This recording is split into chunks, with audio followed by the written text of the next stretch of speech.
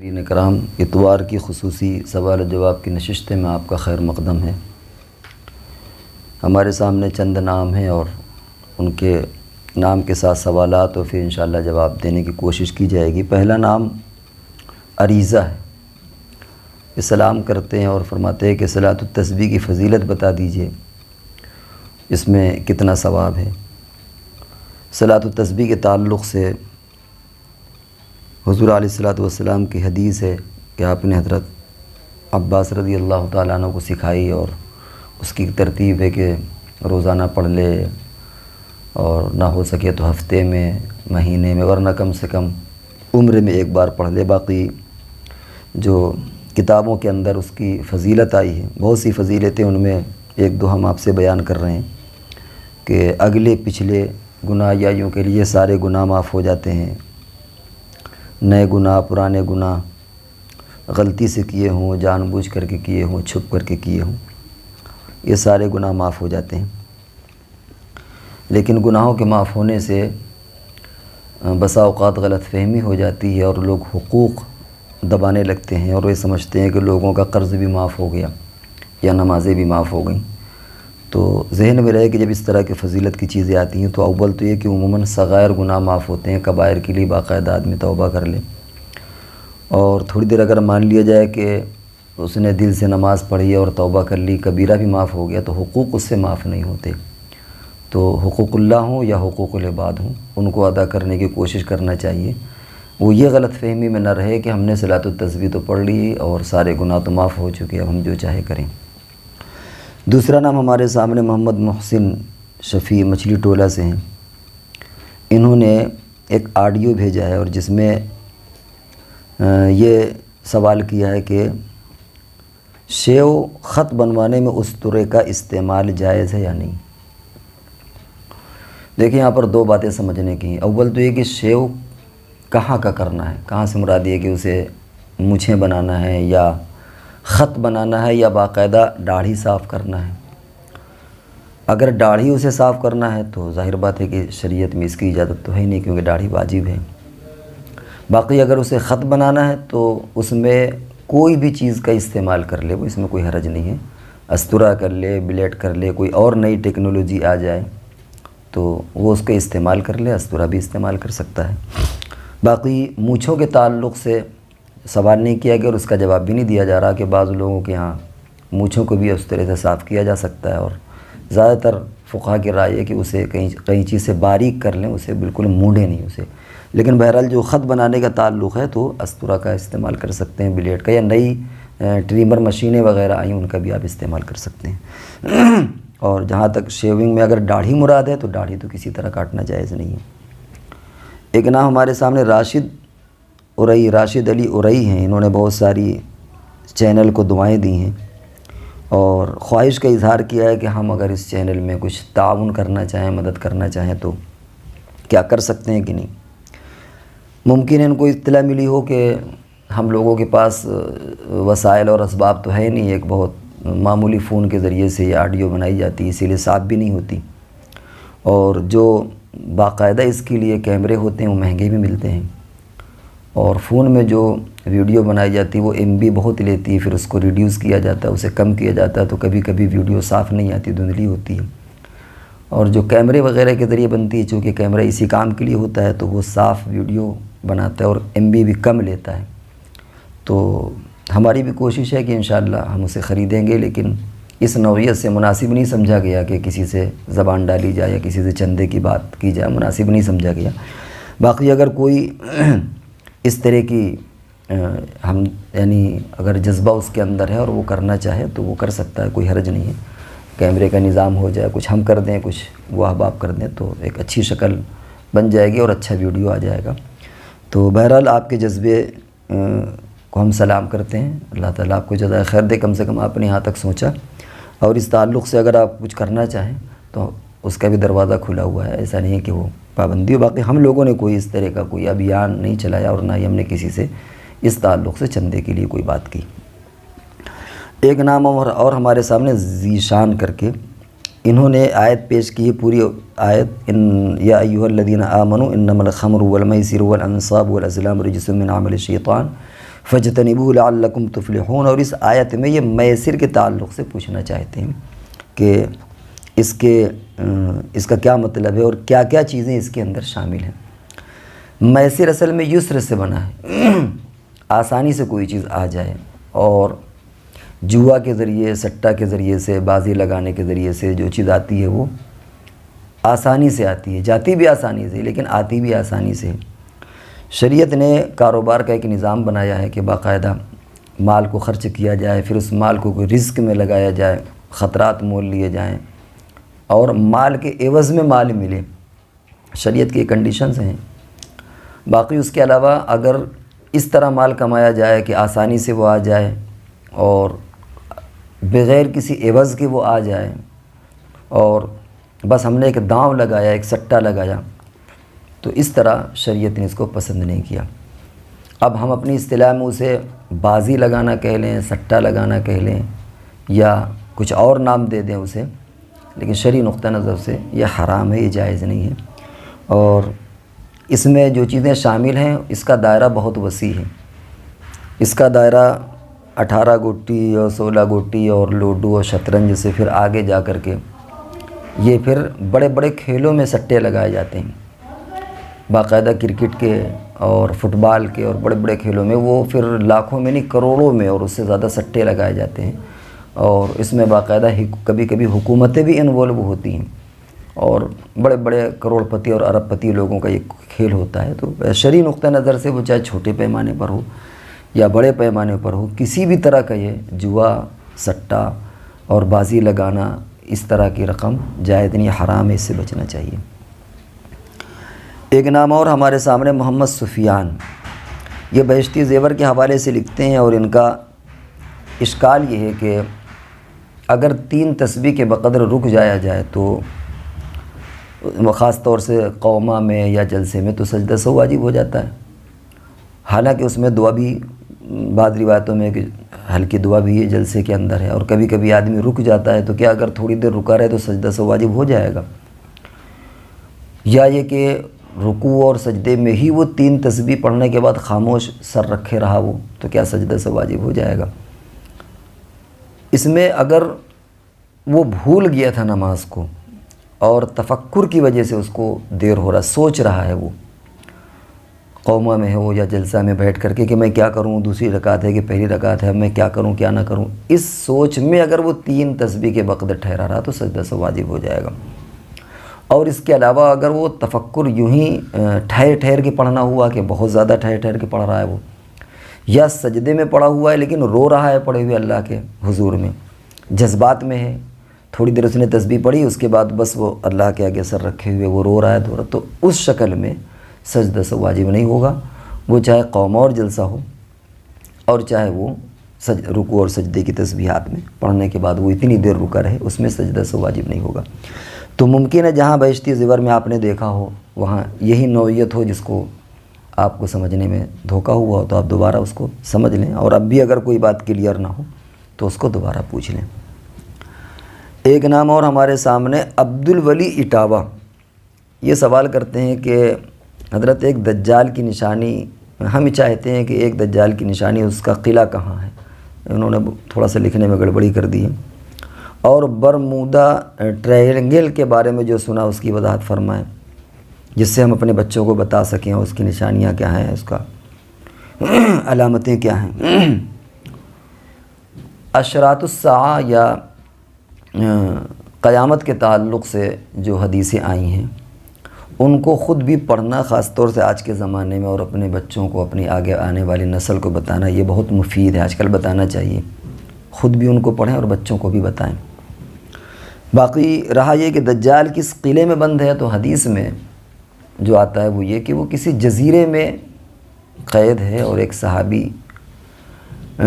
صحابی تھے جو جن کی ایک لمبا واقعہ ہے، کشتی ٹوٹی اور وہ اس جزیرے تک پہنچ گئے، اور حدیث جساسہ اسے کہتے ہیں، اس حدیث کی طرف نہیں جانا، بس اتنا معلوم ہوتا ہے کہ وہ کسی جزیرے میں قید ہے، اور اللہ رب العزت جب چاہیں گے، جب اس کا وقت ہوگا تو وہ نکل کر کے آئے گا اور پوری دنیا میں فتنہ اور فساد پھیلائے گا، لیکن باقاعدہ قلعے کا ذکر نہیں ہے۔ اب اس جزیرے کو آپ قلعہ مان لیں وہ ایک الگ بات ہے، لیکن جو حدیث میں جو ذکر ہے وہ جزیرے کا ہے، قلعے کا نہیں ہے۔ اور یہ برموڈا ٹرائنگل کے بارے میں عجیب عجیب طرح کی چیزیں مشہور ہیں۔ ایک تو یہ کہ وہاں کوئی جہاز جاتا ہے تو وہ واپس نہیں آتا، دوسرے کہ کوئی فضا میں بھی اگر کوئی جہاز جاتا ہے تو وہ وہیں پر کشش کھینچ لیتا ہے۔ وہ کیا ہے حقیقت تو ہم کو بھی نہیں معلوم، اور جو چیزیں ہم تک پہنچ رہی ہیں وہ انہی سائنسدانوں کے بتانے سے سب ہمارے پاس پہنچ رہی ہیں۔ وہ جتنا بتا دیں گے، انہوں نے کہا کہ ایک جہاز غائب ہو گیا تو آپ نے مان لیا، چاہے آپ مانیں چاہے آپ ہم نہیں مانتے، پتہ نہیں ہو سکتا ہے جھوٹ بول رہے ہوں، کوئی ضروری تھوڑی ہے۔ تو ابھی تک جو سائنٹیفک ریزن بیان کیا گیا وہ کچھ اسی طرح کا کہ اس کے وہاں کوئی ایسی کشش ہے جو چیزوں کو اپنی طرف کھینچ لیتی ہے۔ باقی ایسا کوئی عطا پتہ یا ایسی کوئی علامت نہیں کہ وہاں پر دجال قید ہو۔ باقی اس سلسلے میں ظاہر ہے کہ اس جزیرے کے اس برموڈا ٹرائنگل کے بارے میں نہ کچھ حدیث میں ہے اور نہ ہی کسی نے اپنی آنکھوں سے مشاہدہ کیا ہے۔ وہ تو جو سائنسداں کہہ دیتے ہیں، اور ظاہر بات ہے کہ سائنسداں جھوٹ بھی بول سکتے ہیں، سچ بھی بول سکتے ہیں، واللہ عالم صحیح حقیقت کیا ہے۔ تو اس تعلق سے تو عجیب عجیب باتیں آتی بھی رہتی ہیں اور بدلتی بھی رہتی ہیں۔ باقی جہاں تک دجال کے تعلق سے تو وہ ایک جزیرے میں ہے، اور جب اللہ رب العزت چاہیں گے تو وہ قرب قیامت میں نکلے گا اور پھر وہ سب کچھ کرے گا جو ہم اور آپ سنتے رہتے ہیں۔ ایک نام ہمارے سامنے امیرہ فاطمہ، یہ کانپور کی ہیں۔ انہوں نے کہا کہ اگر عورت اور 2 چھوٹے بچے، اب 2 چھوٹے بچے ہوں یا چند بچے ہوں اس سے فرق مسئلے میں نہیں پڑے گا، 8 دن میں ایک بار مائکے جائیں تو کیا یہ اس کے بوڑھے باپ کی ذمہ داری ہے کہ اسے رات کو چھوڑنے سسرال جائیں، یا یہ کہ شوہر کی ذمہ داری ہے؟ اسی صورتحال میں کیا کیا جائے، یعنی یہ کس کی ذمہ ہے؟ روایتوں میں جو آتا ہے وہ یہ کہ کم سے کم اگر بیوی کے ماں باپ اس کے گھر ملنے کے لیے آ رہے ہیں تو شوہر انہیں روک نہیں سکتا، اور ہفتے میں ایک بار وہ ملنے کے لیے آ سکتے ہیں۔ باقی یہ کہ بیوی ملنے کب جائے یہ وہ اپنے ثوابدید کے اعتبار سے دیکھ لیں۔ اگر وہی شہر ہے بھائی، اگر دوسرا شہر ہے تو سفر کے اخراجات ہوتے ہیں، مصارف ہوتے ہیں، لیکن تھوڑی دیر مان لیا جائے کہ اگر وہی شہر ہے تو وہ اپنے طور پر چلی جائے۔ ضابطے میں اگر ٹھیٹھ ضابطہ آپ دیکھیں تو شوہر کی ایسی ذمہ داری نہیں کہ اگر بیوی میکے چلی جائے تو باقاعدہ اس کو لائے، لیکن ظاہر ہے کہ ہر مسئلے ضابطے سے حل نہیں ہوتے، کچھ رابطے کی چیزیں بھی ہوتی ہیں۔ جیسے ضابطے میں بیوی کے ذمہ کھانا پکانا نہیں ہے، لیکن ظاہر بات ہے کہ بیوی پکاتی ہے۔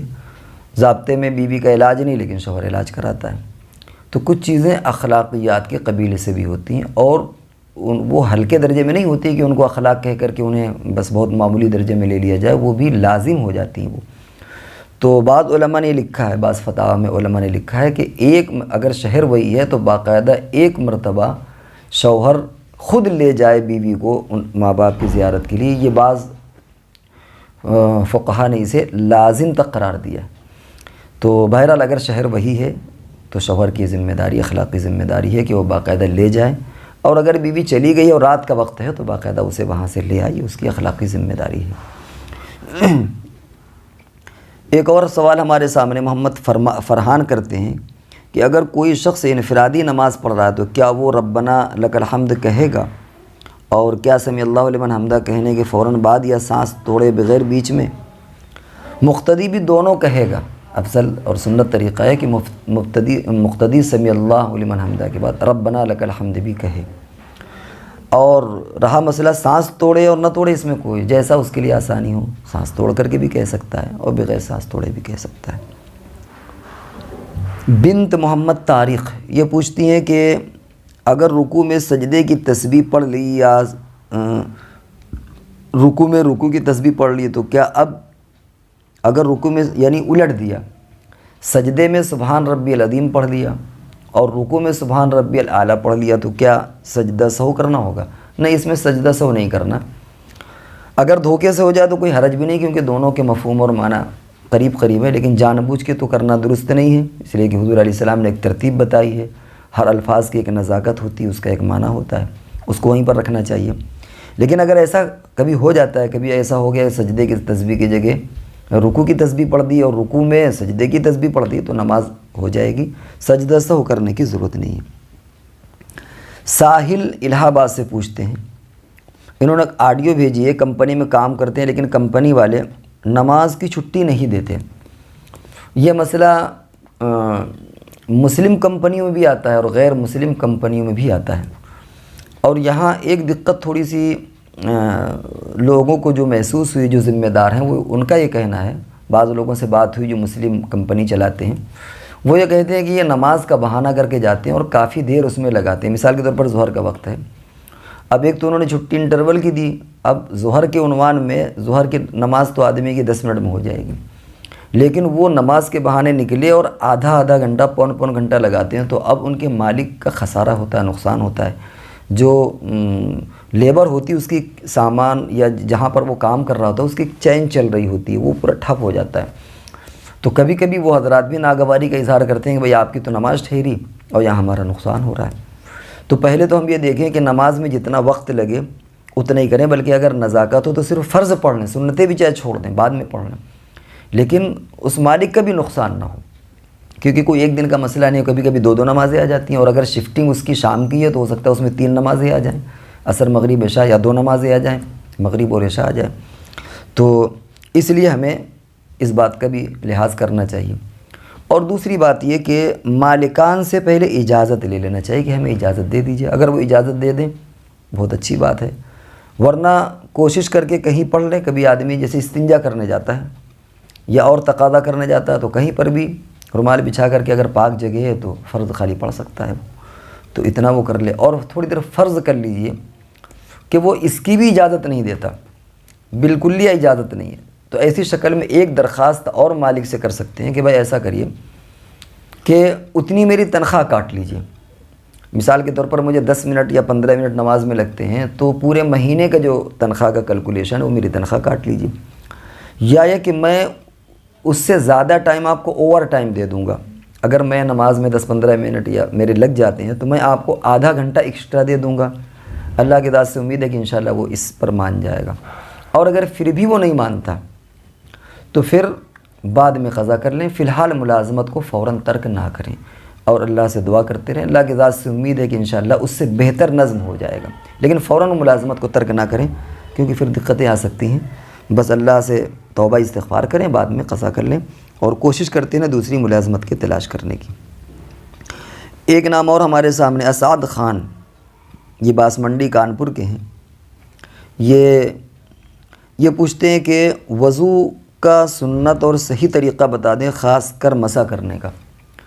اب ظاہر ہے پورا وضو تو اس وقت ہم بنا کر کے آپ کو نہیں دکھائیں گے، خالی مسح کا طریقہ وہی آپ نے زور دیا ہے پوچھنے میں۔ اس کے 2 طریقے فقہ کی کتابوں میں ملتے ہیں۔ ایک طریقہ تو یہ ملتا ہے کہ آپ یہ 3 انگلیاں لیں اور اس میں 3 انگلیوں کو ایسے یوں کریں، یعنی گدیلی اور انگوٹھا اور اس کو بچائے رہیں، 3 آپ یوں کریں، اور پھر اس کے بعد گدیلی کے حصے سے الٹا کر کے یوں لائیں تو گویا پورا سر ہو گیا۔ اب اس کے بعد یہ انگلی بچی کان میں، اس کو ایسے کر کے اور یہ انگوٹھے سے ایسے کر لیں گے، ٹھیک ہے؟ کان کی انگلیاں باقاعدہ سارے جتنے سوراخ ہوتے ہیں سب کی گندگی صاف کر لیں۔ جب 5 وقت آدمی کرے گا تو کان کے اندر کوئی گندگی نہیں رہے گی، ورنہ کبھی کبھی یہ جو کان کے یہ خول ہوتے ہیں ان میں بہت گندگی جمع ہو جاتی ہے، تو خوب گیلا کر کے آرام سے ایسے کر کے، اور یہ پورا تو کان کے اندر اور یہ باہر کا حصہ انگوٹھے سے رگڑیں گے تو وہ صاف ہو جائے گا پورا۔ اور ایک طریقہ فقہ نے لکھا کہ سیدھا سیدھا پورا ہاتھ لے، پورا ہاتھ ایسے کر کے ایسا کر دیے، یہ سنت طریقہ ہے، باقی فرض ہو تو وہ 4 وہ الگ مسئلہ ہے۔ تو ایک طریقہ ہے کہ پوری 5 انگلیاں لیں اور یوں ایک طرف کر سے اور ایسے کر دیں، اور بعض لوگوں نے اس کو افضل قرار دیا ہے کیونکہ یہ کان بھی حدیث میں آتا ہے بھی سر ہی کا حصہ ہے، تو الگ سے اس کو بچانے کی اور تکلف کی ضرورت نہیں ہے، آپ ہاتھ بھیگا کریں پورا ایک بار یوں کر کے یہ اس طرح کر لیں تو مسح ہو جائے گا۔ اب بھی اگر کچھ رہ گیا ہو سمجھنے میں تو دوبارہ اسے پوچھ لیجئے۔ ایک نام ہمارے سامنے گلریز سراج ہے، انہوں نے کامنٹ کیا ہے کہ پلیز یہ بتائیں کہ شادی کے بعد لڑکی کے نام کے آگے اپنا نام لگانا صحیح ہے یا غلط ہے؟ آپ نام لگا سکتے ہیں، باقی ویسے یہ ہماری تہذیب نہیں ہے، یہ تہذیب کسی اور کی ہے، ہمارے یہاں تو جو نام ہے باقاعدہ ہے، کیونکہ ازواج مطہرات میں کہیں نبی اکرم صلی اللہ علیہ وسلم کا نام نہیں جڑا کہ عائشہ محمد، خدیجہ محمد، اس طرح ہماری تہذیب نہیں ہے، یہ تہذیب کسی اور کی ہے کہ پہلے باپ کا نام جڑتا ہے پھر شوہر کا نام، اور کبھی کبھی کنفیوژن ہو جاتا ہے کہ یہ کیا ہے یہ کیا ہے۔ ہمارے یہاں تو بس پورا سمپل سا نظام ہے، لیکن جہاں تک مسئلے کی روح سے آپ اگر جوڑنا چاہیں تو جوڑ سکتے ہیں، اس میں کوئی حرج نہیں ہے۔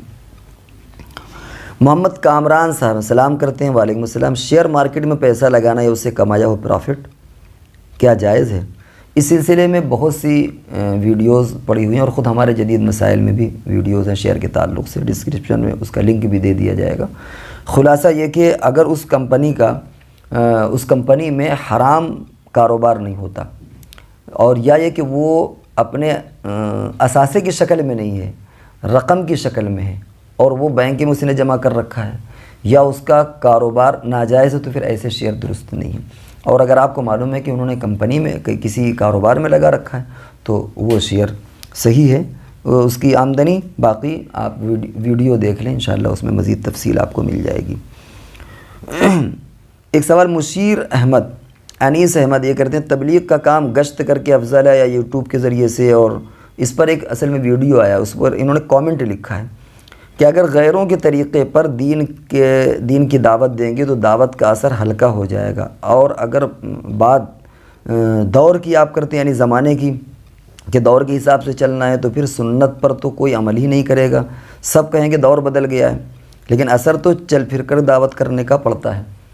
یہ ایک بہت بڑا مغالطہ ہے۔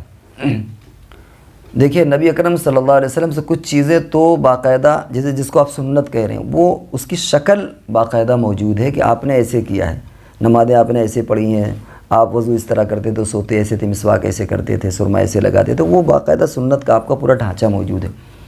اور کچھ چیزیں آپ نے لوگوں پر چھوڑ دیں، اس کا کوئی لگا بندھا ضابطہ آپ نے بیان نہیں کیا۔ اس میں یہ کہنا کہ صاحب یہ گشت چل پھر کے کرنا یہ سنت ہے اور سوشل میڈیا کے ذریعے سنت نہیں ہے، یہ غلط فہمی ہے۔ ہر زمانے کے اعتبار سے جو ایک طریقہ ہوگا اس اعتبار سے اسے کیا جائے گا۔ حضور کے زمانے میں تو یہ کاغذ میں قرآن بھی نہیں تھا، تو پھر یہ جو پریس کے ذریعے سے قرآن چھپتا ہے، آپ کہتے ہیں کہ صاحب یہ بھی نئے دور کی چیز ہے، ورنہ وہی پھر پتے لائیے اور ہڈیاں لائیے اور انہی میں قرآن لکھا جاتا تھا، کاغذ تو تھے نہیں، تو یہ تبدیلی کیوں آئی؟ تو اس کی کوئی شکل حضور علیہ السلام نے نہیں بیان کی۔ اور پھر حضور بھیا آج کے زمانے میں تو پورا کا پورا نظام ہی سوشل میڈیا پر ہے۔ ہم نے پچھلے ویڈیو میں تو کہا تھا کہ بی جے پی جو سیل ہے، آئی ٹی سیل، ان کا تو پورا پروپیگنڈا ہی موبائل اور سوشل میڈیا پر ہو رہا ہے، اور بڑے بڑے انقلابات اس میں غلط فہمیاں پیدا کرنا ہے یا لوگوں کی ذہن سازی کرنا ہے، پورا کا پورا ایک نظام قائم ہے سوشل میڈیا پر۔ آپ کیسے اسے اگنور کر سکتے ہیں؟ اس کے فائدے اپنی جگہ پر آپ وہ بھی کریں، لیکن کسی چیز کے جہاں جیسا تقاضا ہو ویسا کرنا چاہیے۔ ہم یہ نہیں کہتے کہ چل پھر کے گشت نہ کریں، وہ بھی کریں، یہ بھی کریں، لیکن حضور علیہ السلام سے اس تعلق سے کوئی مخصوص وہ چیز موجود نہیں۔ اچھا، ہم سمجھنے کے لیے آپ سے ایک بات کہتے ہیں، مثال کے طور پر اس زمانے میں موبائل نہیں تھا، آپ کہتے ہیں چل پھر کے کریں، تو کیا ہم ٹیلی فون کے ذریعے سے کسی کو نصیحت نہیں کر سکتے؟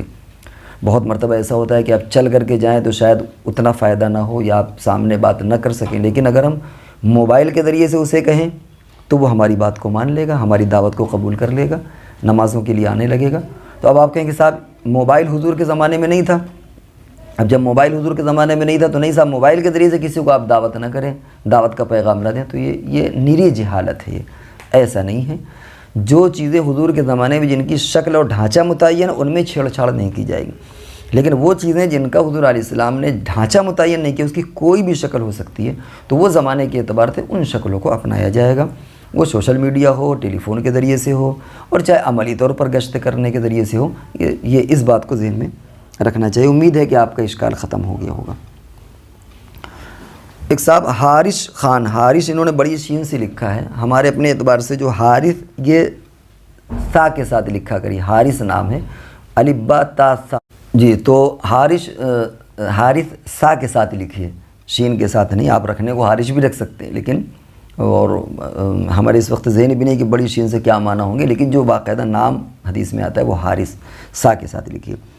یہ کہتے ہیں کہ تراویح کی نماز حضور علیہ السلام نے پڑھی یا نہیں؟ ہاں، 3 دن آپ نے پڑھی ہے اور باقاعدہ 20 رکعت پڑھی ہیں۔ بعد میں جب آپ نے دیکھا کہ صحابہ اکرام کی رغبت اور شوق بہت پیدا ہو رہا ہے، تو آپ کو امت سے ہمدردی بھی تھی، آپ کو یہ خیال ہو کہ کہیں ایسا نہ ہو کہ ان کے شوق اور رغبت کو دیکھ کر کے یہ واجب ہو جائے، اور یہ تو ٹھہرے صحابہ کوئی مسئلہ نہیں، لیکن بعد میں آنے والی امت کاہل ہوگی، کہیں ایسا نہ ہو کہ بعد میں پھر وہ، تو اس لیے حضور علیہ السلام نے بعض مصلحتوں کی وجہ سے سب کے سامنے نہیں پڑھی، لیکن بہرحال 3 دن آپ نے پڑھائی ہے۔ اور ایک اور نام ہمارے سامنے حافظ پرویز ہیں، انہوں نے کامنٹ لکھا ہے کہ مفتی صاحب آپ کی عمر میں برکت، خیر کوئی بات نہیں، اور یہ میرا سوال روشن نگر میں، راوت پور میں رہتا ہوں، روشن نگر میں ایک مولانا صاحب ہیں، انہوں نے نام لکھا ہے لیکن نام کا اظہار ہم جان بوجھ کے نہیں کر رہے. تو انہوں نے کہا ہے کہ بغیر وضو کے قرآن پڑھ سکتے ہیں، چھو بھی سکتے ہیں. اصل میں قرآن بغیر وضو کے پڑھ تو سکتے ہیں لیکن چھونا یہ جائز نہیں ہے. اس میں جی جمہور علماء کا مسئلہ ہے. بعض غیر مقلد کہتے ہیں کہ چھو سکتے ہیں، لیکن جو ائمہ اربعہ اور جو جمہور کا مسئلہ وہ یہی ہے کہ چھونا بھی بغیر وضو کے صحیح نہیں ہے، اور باقی پڑھنا ہے آپ بغیر وضو کے پڑھ سکتے ہیں. ایک نام اور ہمارے سامنے جی شفیع اللہ صاحب ہیں، یہ سلام کرتے ہیں. وعلیکم السلام. پوچھتے ہیں کہ کیا مال غنیمت کے مال سے مسجد بنانا جائز ہے؟ یہ مال غنیمت سے آپ کی مراد کیا ہے؟ ظاہر ہے کہ اس ملک میں مال غنیمت تو ہے نہیں. اب مال غنیمت تو اسلامی ملکوں کا مسئلہ ہے، وہ جانے. اور پھر بیت المال کا نظام ہوتا ہے، وہاں وہ مال جمع ہوتا ہے. پھر جس طریقے سے حاکم یا قاضی فیصلہ کرنا چاہے امیر المومنین، وہ اس میں مسجد بھی بنا سکتا ہے. بہت سے کام اس میں ہوتے ہیں، لیکن ہمارے ملک میں ایسی کوئی نوعیت نہیں. باقی آپ نے مال غنیمت سے کیا مراد لیا اس کو آپ دوبارہ پوچھیں تاکہ اس کا جواب دیا جائے. اور دوسرا اسی میں سوال یہ کہ ارطغرل الغازی کے تعلق سے جو خلافت عثمانیہ پر بنائی گئی ہے، اس کے تعلق سے کیا ہے، دیکھنا جائز ہے کہ نہیں جائز ہے؟ اس سلسلے میں بھی جدید مسائل میں ایک ویڈیو آ چکا ہے، ڈسکرپشن میں اس کا لنک بھیج دیا جائے گا. اور اس کے علاوہ بھی دوسرے علماء کے بھی ویڈیوز پڑے ہوئے ہیں، وہ دیکھ لیں تو ہمیں امید ہے کہ انشاءاللہ آپ اس کو دیکھنے کے بعد آپ کو کیا کرنا ہے وہ آپ کو معلوم ہو جائے گا.